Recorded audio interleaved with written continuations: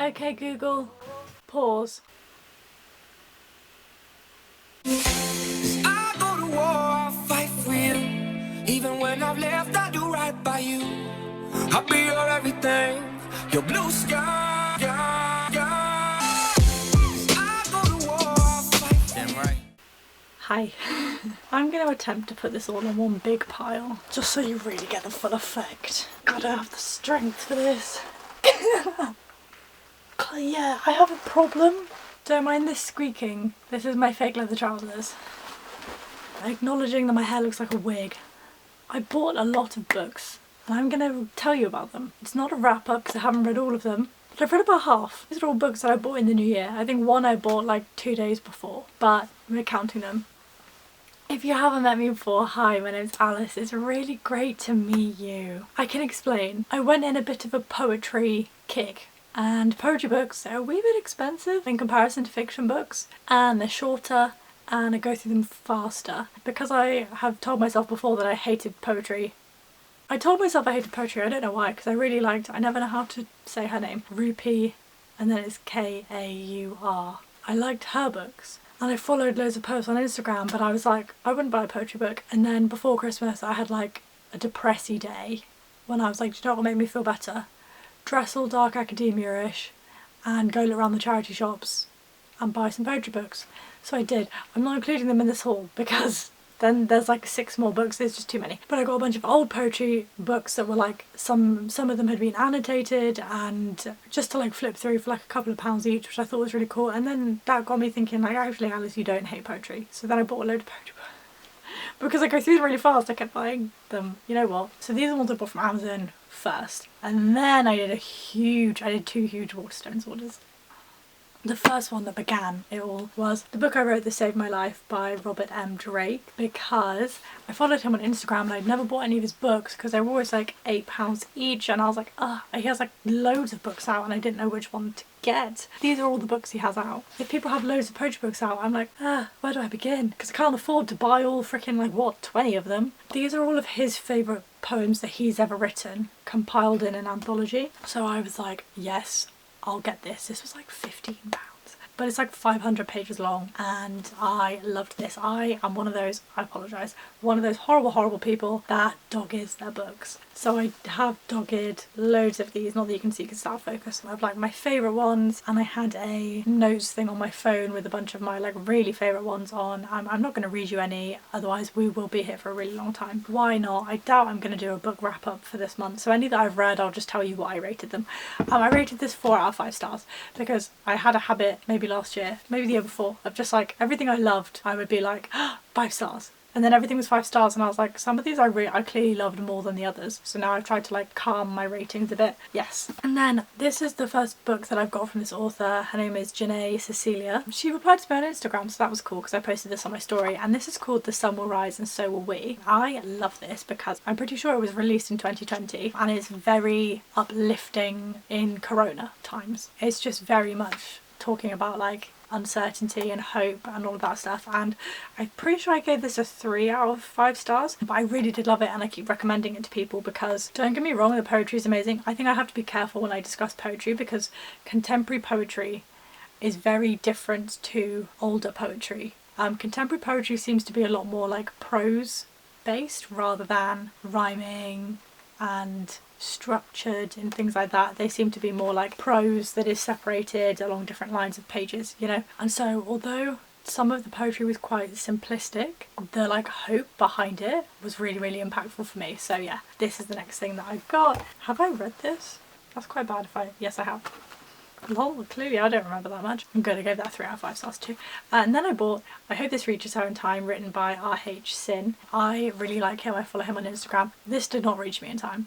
I wish somebody had given it to me last year. But actually, if they had, I don't think I would have listened.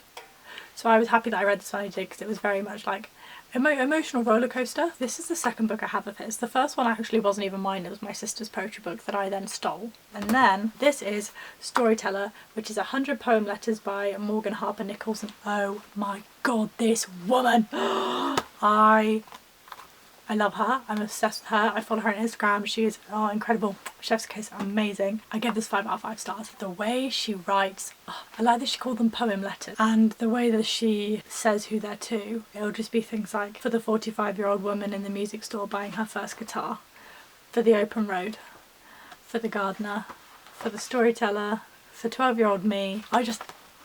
The one in the thrift store on Wednesday. Oh, I love this one. I'm going to read, you know what? I changed my mind. I'm reading this to you. For the one in the thrift store on a Wednesday morning. We don't call it thrift stores here, but you never tire of old books, looking for them in yard sales and thrift stores, even the ones you've read before, because there's something to the way the older pages feel, the way they peel where the bind is worn and broken in. This is where the story begins, a bit like childhood all over again. And you will find the time to read this book, forget all the troubles and somehow be changed all over again. I have ordered her other book, and it's hardback, and it's, what is it? I can't remember what it's called, but the cover's pink and it's from Waterstones, but they didn't have it in stock. It hasn't arrived yet. Moving on to my Waterstones orders. Right. I ordered a bunch because they were having a sale, and then I ordered more because they had double points. So my first order I spent like £40, and the second order I spent like £50. I've spent £100 on books. We're not going to talk about it. It's fine. It's so fine. Because I am loving it. We're in a pandemic. You know what? There's worse things I could do than be buying books. Alice, come on. Right, I'm just kidding. Sorry, put yourself together. You know what, I'll go through all of the other poetry ones and then move on to a different type. Violet Bent Backwards Over the Grass by Lana Del Rey. I have read this. I gave this, did I give it a 4? Yeah, 4 out of 5 stars. I loved this. My brain can't wrap around the way that she writes. Like, some of the things that she says completely just makes absolutely no sense to me, but I love the stuff that she wrote on the typewriter, scanned in with like any like coffee stain she's left and her pictures. Chef's kiss. I think this is great. I think one of the good things about reading prose poetry is that normally you can relate to it in one way or another, and it makes you feel something immediately, whereas this feels like a really good in between this and like older poetry that's harder to understand, because it's modern and it's easier to understand, but it's metaphorically, the way the language is quite confusing. But I saw this and it was on sale and I was like, I have to. I like her music. I'm not the hugest fan, but I will definitely listen to it more now. I just wanted all the poetry books I can find, basically, so I got that. I also got Poems to Save the World With, which is chosen and illustrated by Chris Riddle or Rydell. I'm not sure. Rydell. I'm not sure. This is an anthology of a bunch of different poems, again curated for Corona times, I think. And my favourite one in this was, I won't read it, but Wild Geese by Mary Oliver. Towards the end there are a couple more that were a bit more confusing to understand, but this is a really good anthology. Yeah, just opening me up to the world of poetry, and I enjoyed this. What did I rate it? 3 out of 5 stars. And then we have Swimming Lessons by Lily Reinhart. I don't know. This, I finished this today. I like this because she prefaces it by saying like, this is poetry but it's also not, it was what I wrote when I was trying to get through my depression, and I would read poetry because I would feel like I'd relate to it, and that's what I want someone else to do with this. And some of the stuff that she wrote in here, some of it is just prose, but some of it is so beautiful and I really liked it. And I also just like her in general. I think she writes poetry for the same reason that I read it, because it helps you feel like you relate to something and someone else understands what you're going through or what you've been through, or has words of encouragement or something. I think that's why I've been leaning more towards poetry, especially this year. This, I gave it 3 out of 5 stars. Again, loved it. And then, okay, I have a couple more poetry books. So this is The Fire of Joy by Clive James. I haven't finished this. I'm only actually a couple pages in. I'm only like 20 pages in, maybe? Yeah, 22. This is written by Clive James, who died recently. He was, I think, Australian and a journalist. My parents knew who he was. They saw the book and they were like, is that Clive James? Are you reading Clive James? And I was like, yes, thank you. From what I've gathered, when he was dying, his eyesight was going, and these are just a bunch of poems that he couldn't get out of his head, like that even when he couldn't read them, he remembered them and he knew them. And he's given advice about like how to read poems out loud, about like the pauses that you need at the end of each sentence and blah blah blah blah. And so again, this is an anthology, but I like it because it has commentary and explanation. So there's a poem there by like Walter Raleigh, who I knew of from like a drama school performance I was in when I was like 10, but you read the poem and then he explains a bit what it's about and why he likes it and why he thinks it's so good. And I just, because I think that's why I struggled with poetry before, is because I would often read older things, like when I was like in my A-level English class, and I didn't understand it and I had to do a lot of research in order to understand what they were saying. And this is, I like it because you read it and you're a bit like, oh, don't quite know what that is, but then he tells you. And obviously there's just something really emotive about reading the poetry that this man couldn't get out of his head right before he died, you know? It just feels very, oof. So I bought this. I feel like I bought it for £10, which is a lot. Yes, because it was originally 20 and it was on sale for 10. We're into the Waterstones now. All of these were from Waterstones, so we're into the Waterstones. And then, have not read this. There's only one other book in this pile that I have read, but we'll get to that in a minute. So now on to books I haven't read, so I can't give you a rating for them. This is I Would Leave Me If I Could by Halsey. And I got this because I got Lana Del Rey's and I was like, you know what, do it. It's quite a big book and the cover's a bit interesting, and I haven't actually flipped through. Oh, okay, I'm liking this. We have a lot of words here. This is one thing that I will say about swimming lessons. I liked the aesthetics of it. However, there were a lot of just blank pages dispersed throughout. But we like the aesthetics of it, but I do get a little bit of joy from just lots of words on a page. And then I couldn't buy a bunch of poetry and not. This is Homebody. This is Ruby's new book. I don't know how to say her last name. I love her other books. I think I reread Milk and Honey last year. I think a friend lent me The Sun and Her Flowers because I don't actually own that. But yeah, when I was buying a bunch of books and I saw that this was there and I think it was on sale. Yes. I think I got this for like £6 or £7. I can't wait for this. I love her. I feel like she, in a way, this is my personal opinion, so please don't bash me, revolutionised, is that the word? Modern poetry. Like, made it more mainstream, made people want to read poetry, but this kind of poetry, you know? I feel like before all of her stuff completely blew up, nobody in my generation was really that bothered by poetry. They didn't really know. No one really knew, whereas I feel like if I was to mention her to anybody my age, they would know who she is from her poetry, you know? Very excited for this. And then, I haven't actually even flipped through this because it's freaking hefty. I'm gonna have to crack the spine. Sorry to all those people that hate that, but I am shameless. I crack spines. I got the complete sonnets and poems of William Shakespeare because I think it was from Amazon actually. I have a huge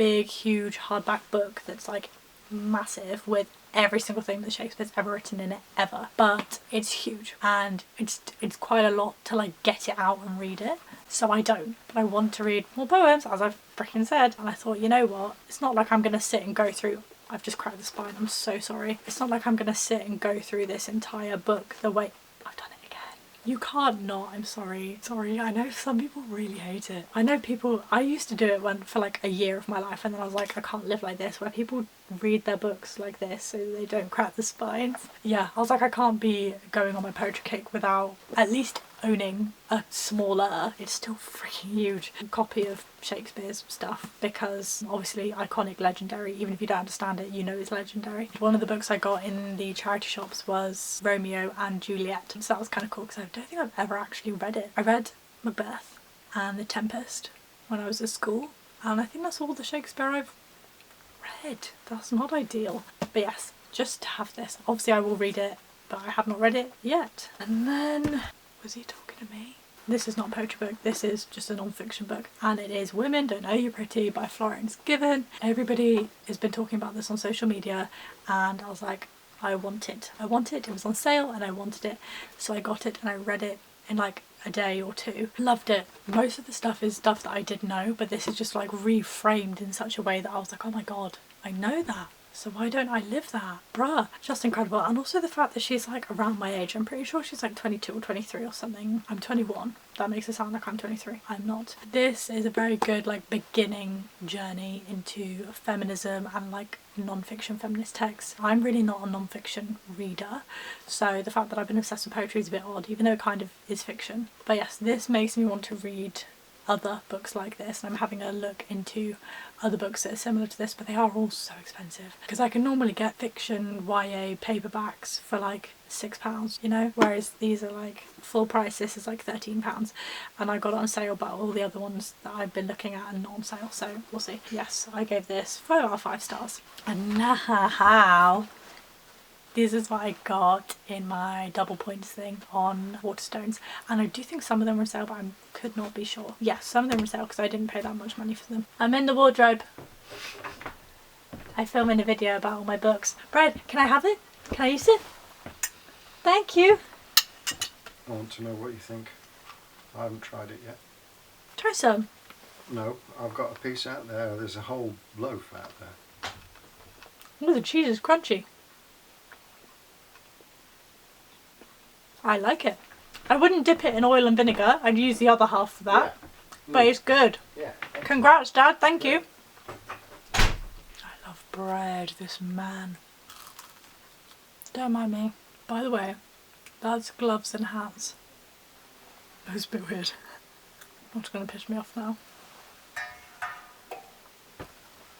I want to talk about books, but I want to keep eating. My dad is a chef. He's not. He just likes making bread. Right, I'm such a caveman. And back to our scheduled programming.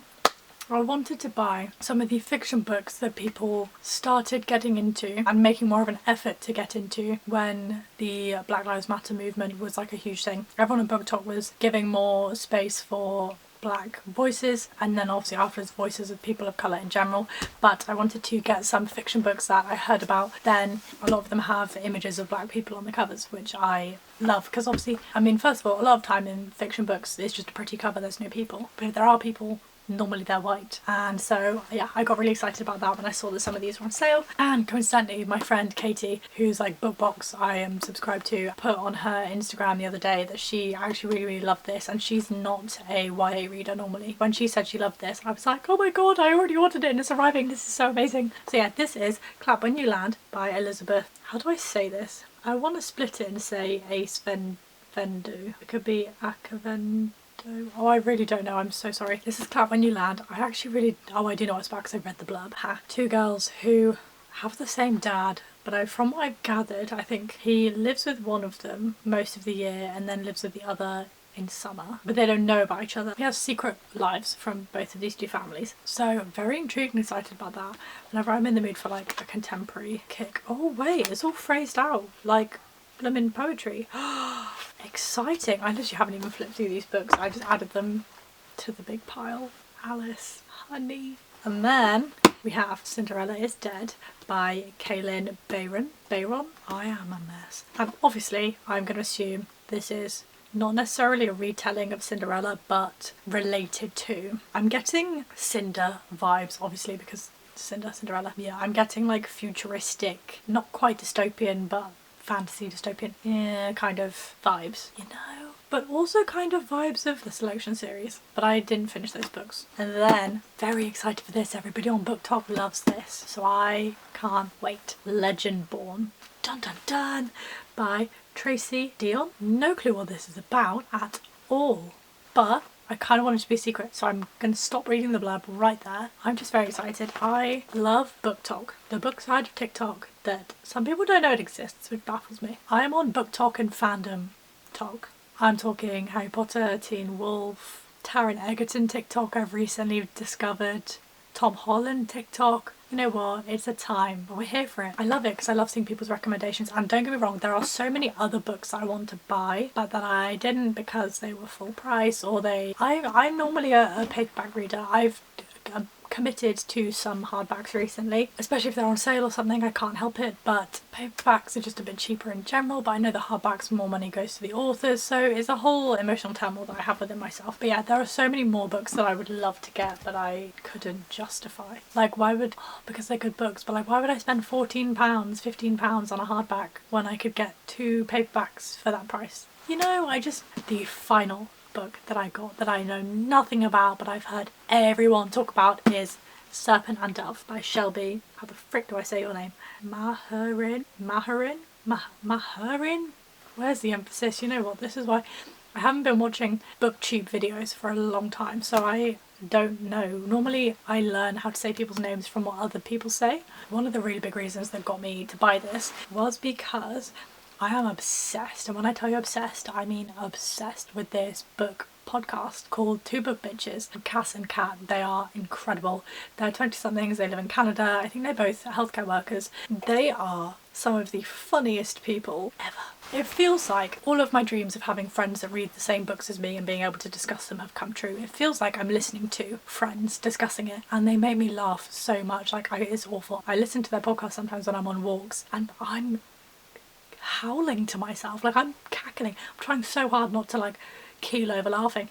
So everyone's looking at me because they can't see my headphones because they're like hidden by my hair. So it looks like I'm having a mental breakdown. But the way their podcasts work is they will read a book and then they'll do a podcast about it. So I don't want to listen to podcasts talking about books that I haven't read, right? So I've listened to their ones about Sarah J Maas books, and when I finished Crescent City recently, I listened to they had 3 podcasts about that. So that gave me like maybe like 5 hours of them talking about Crescent City, which was chef's kiss, everything I could have ever wanted and more. And I just love it because they talk about the stuff like the twists and turns about like how they reacted and like when they cried or like when they were really angry, or when they give things like spicy pepper ratings that just make me laugh. Basically anything that they read I now want to read, and they've got some podcast episodes about this, which and I really also wanted to get From Blood and Ash because the whole of Book Talk and that podcast have been talking about that, but they didn't have it on Waterstones, which was really confusing to me, but I'm sure I'll get it on Amazon at some point.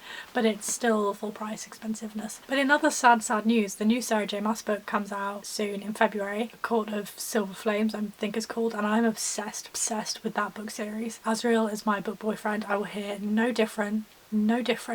Cassian is my like guy best friend. Cassian is the guy that I would like, you jokingly flirt with each other but you know you don't actually mean it, and you're like actually best bros and you joke and make fun of each other all the time. But then Asriel is my boyfriend.